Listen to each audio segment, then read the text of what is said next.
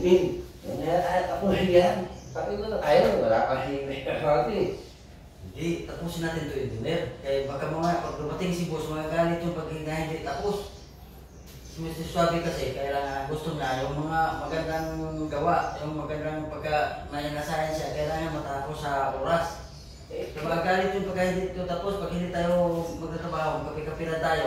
Handa lang yan. Ako yan, handa lang. Kapit ang muna tayo. Mamaya na yan. Kaya mo hihihati. Baka matay si Mr. Suave ha, sagot mo ha.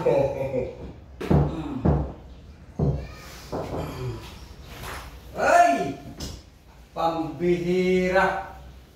Ano ba ang inyong tinanabaho ngayon, ha?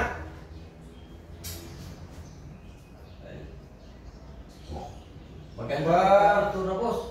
Oh! Bakit hindi tapos ito? Hindi pa boss, mamaya na. Kaya sabi ni engineer, magkape daw muna. Pambihira! Ilang oras na kayo nagkape? Pang ano na to boss, pang natong pagkape na to. Pambihira, malulugi sa inyo pambihira. Alam nyo kailangan?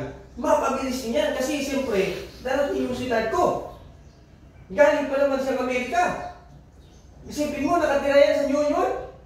Oh, tapos hindi matapos agad, bilisan nyo yan. Kasi, sayang ang binabayad ko sa inyo.